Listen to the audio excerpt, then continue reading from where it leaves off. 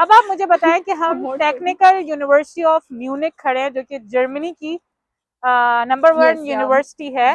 तो आप इसके बारे में बताएं कि आपकी क्लासेस किधर होती थी और इसके कितने कैंपसेस हैं और आपका डोम कहाँ पे था? इसके आई थिंक 3 या 4 कैंपस हैं। ये वाला जो कैंपस जहाँ पे हम खड़े हैं, ये लाइफ साइंसेस के डिपार्टमेंट हैं सारे सही। जो हैं उनके लिए है। और मेरा जो डॉम था वो ये था हमने जो आप ओके, देखती हैं बिल्डिंग। सही है। और लाइक यहाँ पे भी 3-4 डॉम्स हैं। ये डॉम जो है इसको कहते हैं वॉनहाइम आइंस। ओके, ये नंबर 1 है, यहाँ पे टोटल 4 है।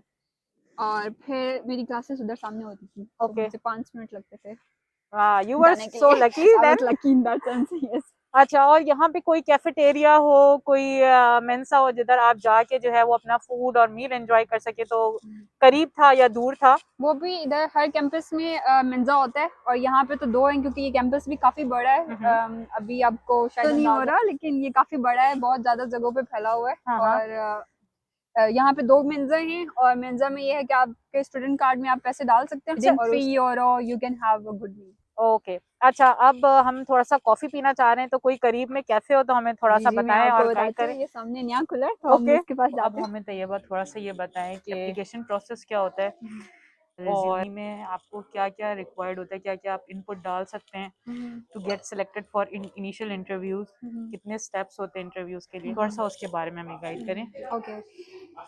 सो द प्रोसेस जो मैंने स्टार्ट किया था वो फिर डिफरेंट पोर्टल्स पे मैं गई to look for job. LinkedIn है, क्योंकि मैं ऑलरेडी वहाँ पे रिक्रूटर एज ए जॉब कर रही थी, तो मुझे काफ़ी थोड़ा सा एक्सपीरियंस था कि कैसे जॉब ढूंढनी है वहाँ पे। तो मैंने लिंक्डइन बहुत ज़्यादा यूज़ किया। स्टेपस्टोन है यहाँ पे, ग्लासडोर है, वहाँ पे आप देख सकते हैं, इंडीड है, वहाँ पे आप चेकआउट कर सकते हैं। तो फिर मैंने मेन चीज़ जो मुझे हेल्प आउट किया था कि that I will also recommend कि एवरी डे अप्लाई करें। एटलीस्ट 2 एप्लीकेशन जो हों वो प्रॉपर एप्लीकेशन हों, एटलीस्ट मिनिमम।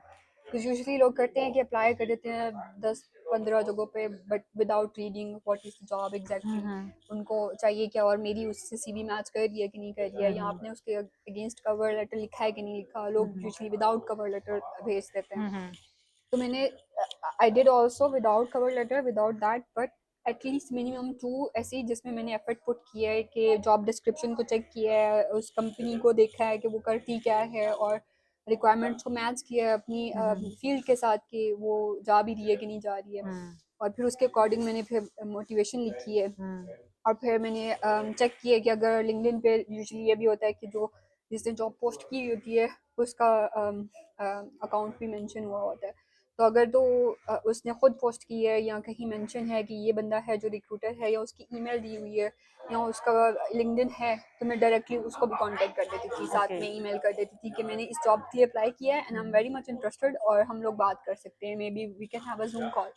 सो उससे भी मुझे काफ़ी ज़्यादा रिस्पॉन्स। और चीज़ जो अब रेफरेंस लेटर बहुत ज़्यादा मैटर कर किए मेरे मेरे मेरे केस में है कि आपने जहाँ पे थीसिस किया हुआ है, जहाँ पे इंटर्नशिप्स की हुई थी, अगर किसी का रिकमेंडेशन है, रेफरेंस है, और कवर लेटर लिखें, चेक करें कंपनी को प्रॉपर, ईमेल भी करें साथ में अगर किसी का ईमेल एड्रेस दिया हुआ है। लाइक इतने सारे स्टेप्स करने के बाद I think they will know कि you are very much motivated to join their company, because that's the thing that they are looking for. आप सैलरी रेंज भी देखती थी कि ब्लू कार्ड पे कौन सी मैच कर रही है, इस तरीके से अप्लाई करती थी, या आफ्टर अप्लाई आपको पता चलता था कि यार ये मेरे ब्लू कार्ड पे शायद मैच कर जाएगी, इस सैलरी तरीके से रेंज होता? चेक करती थी मैं सही। उस टाइम पे। उसी कुछ में मेंशन हुई होती थी, कुछ में मेंशन नहीं हुई होती थी। तो मैंने वैसे अप्लाई सब जगहों पे किया था। लाइक उस टाइम पे मेरी प्रायोरिटी इतनी ज़्यादा नहीं थी कि मुझे बहुत हाई पेइंग जॉब मिले, बिकॉज मुझे अपना वीज़ा सिक्योर करना था। सो बट लकीली मुझे ठीक मिल गई है। अच्छा। सो बट हाँ, यूज चेक की कितनी एटलीस्ट ब्लू कार्ड हो, तो फिर ही मैं उसमें अप्लाई। इंटरव्यू का प्रोसेस पूछा था तो यूजुअली 3 स्टेजेस होती हैं हर कंपनी में, बट ज़्यादा भी हो सकती हैं। आई थिंक आईटी में इससे ज़्यादा होती हैं, बट हमारे लिए यूजुअली 3 स्टेजेस होती हैं। फर्स्ट एचआर होता है, एंड देन फिर उसके बाद आपकी जिस टीम के साथ आपने काम करना होता है उनके साथ होता है, एंड देन लास्ट जो बिल्कुल जो head of the company you could say, और culture head of the interview. Department, हाँ, उसके साथ होता है। तो ये 3 यूजली स्टेजेस होती हैं। सो मैंने काफ़ी ज़्यादा दे दी है इंटरव्यू, थोड़ा सा वो भी एक्सपीरियंस मुझे मिल गया। सो इट डिपेंड्स, मेरे ऑनलाइन भी हुए हैं और इन पर्सन भी हुए हैं। सो यूजली मेरी फील्ड में वो कह देते हैं कि आप अपना थीसिस फॉर एग्जांपल प्रेजेंट करते हैं, जो टीम के साथ होता है, तो उससे उनको आइडिया हो जाता है कि अगर ये मैच कर रही है हमारे साथ कि नहीं कर रही है, जो ऑलरेडी इसका एक्सपीरियंस है उसके साथ, तो फिगर आउट कि मेरी कम्युनिकेशन कैसी है उनके साथ, सही। अगर वो मैच होता है कि नहीं होता, ये बहुत ज़्यादा मैटर करता है इनके लिए कि how you communicate with your team. अगर तो वो मैच कर रही है तो वो कंसीडर करते हैं फिर आपको। अच्छा तैयबा, मुझे ये बताएं कि आप स्टूडेंट थी, स्टूडेंट से आपने ब्लू कार्ड पे शिफ्ट किया, तो आपको क्या डॉक्यूमेंट्स रिक्वायर्ड थे और आपको ये प्रोसेस करने में कितना टाइम लगा? आपने फ्राइजिंग से किया या म्यूनिक से किया, किस जगह से किया अपना ये प्रोसेस? मैंने फ्राइजिंग से किया क्योंकि यहाँ पे अब मेरी एक वीज़ा लेडी है जो मेरा डायरेक्ट सारे केसेस, मेरे जो भी चेंज ऑफ वीज़ा और एनीथिंग जो है वो हैंडल करती है। तो मैं पहले स्टूडेंट पे थी, फिर जब मैंने चेंज करवाना था तो मुझे एक अपना कॉन्ट्रैक्ट दिखाना होता है कि अब मेरे पास जॉब है, तो वो पहले सेंड करते हैं।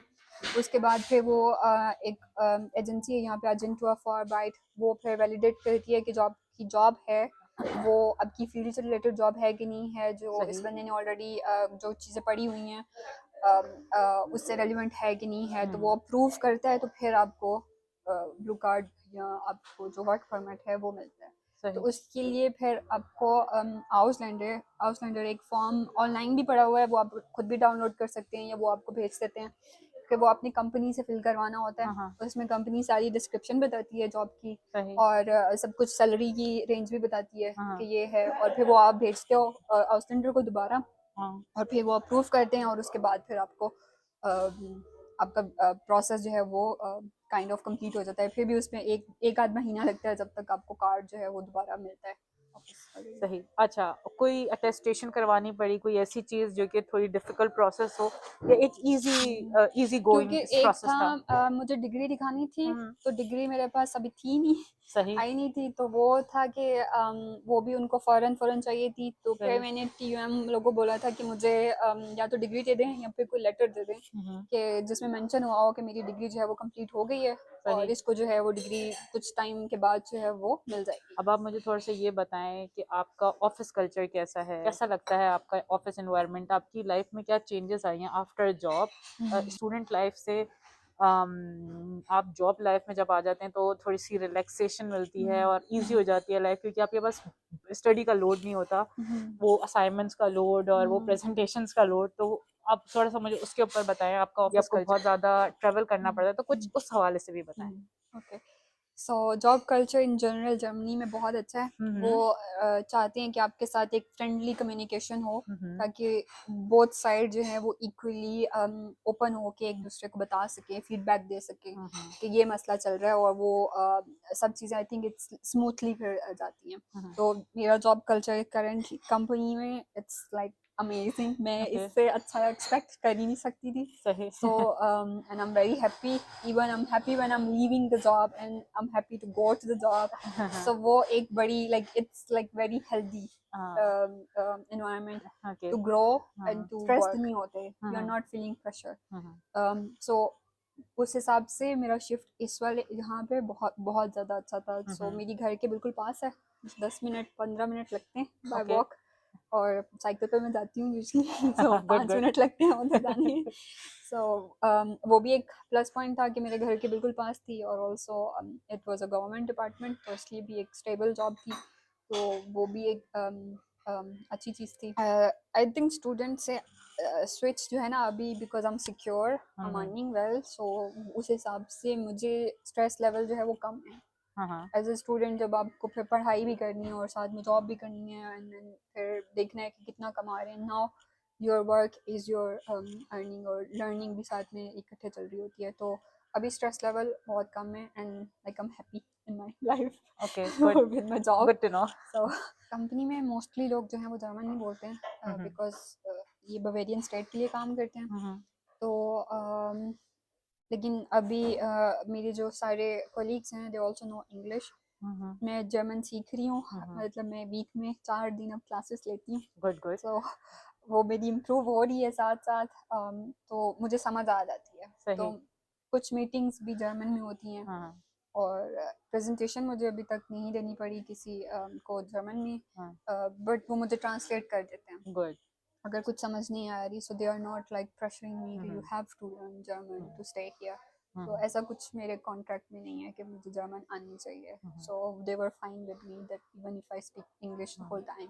वो अपने लिए मैं सीख रही हूँ कि मुझे आनी चाहिए because it's good. Majority people they speak in English और दे स्पीक इन जर्मन. सो हमारी टीम मीटिंग भी जो है वो जर्मन में हो रही होती है, बट वो मुझे ट्रांसलेट कर देते हैं. So it's like fine.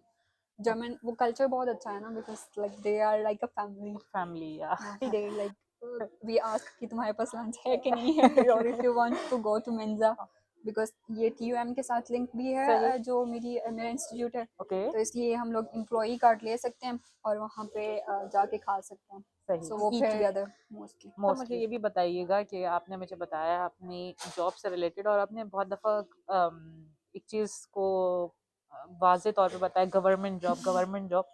तो यहाँ पे तो जो जॉब्स हैं वो ज़्यादातर प्राइवेट मुझे लगता है मिलती हैं. किसी को नहीं देखा है अभी तक मेरे सर्कल में कि उसको गवर्नमेंट जॉब मिली. आपने कैसे सिक्योर की? और आप बार बार बता भी रही हैं बवेरियन स्टेट की है, तो आपका जो काम है आपका जो जेडी है वो किस चीज़ के ऊपर ज़्यादा फोकस्ड है? मतलब आप क्या ऐसा जॉब कर रही हो कि आपको ना ही लैंग्वेज की ज़रूरत पड़ रही है एज सच, और आपके लिए वो अच्छी भी है और एक सिक्योर जॉब भी, क्योंकि this is a government job. तो थोड़ा सा आप उसके बारे में बताएं. It's relevant to my field but not 100% relevant to my field. मैंने सोचा कि चलो ठीक है अप्लाई करके देखते हैं. जो टेक्निक्स वगैरह उसमें मेंशन थी वो मैंने की हुई.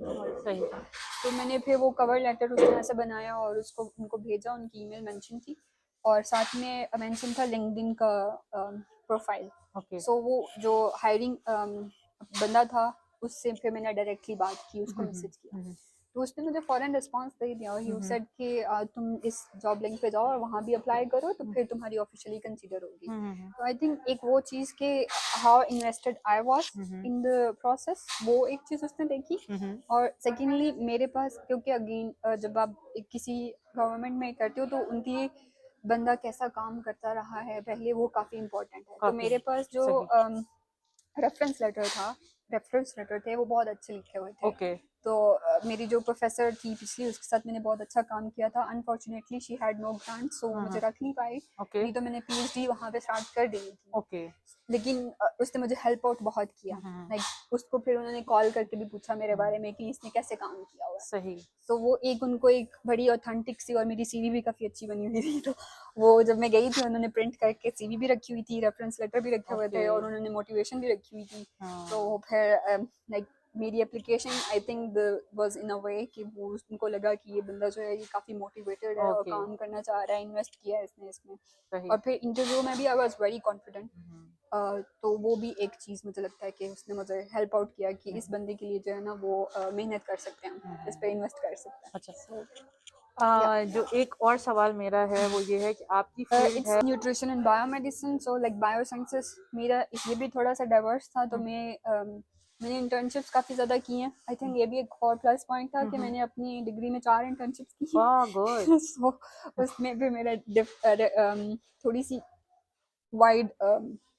वाइड एक्सपीरियंस था. तो इसलिए मैं थोड़ी डिफरेंट कैटेगरीज में फिट हो सकती थी. अच्छा, अब थोड़ा सा बस हम अपना इंटरव्यू रैप अप करेंगे. बस मुझे ये बताइए कि अगर आप किसी को मोटिवेट करना चाहें, क्या 2-3 लाइंस ऐसी बोलेंगी कि वो स्टूडेंट मोटिवेट हो जाए, कोई जॉब सीकिंग पे है तो वो मोटिवेट हो जाए, कोई हाउस बिल्डिंग पे आना चाह रहा है वो मोटिवेटेड हो, या कोई ब्लू कार्ड पे आना चाह रहा है तो वो मोटिवेटेड हो आपकी इस बात से, तो आप इसको कैसे कंक्लूड करेंगी?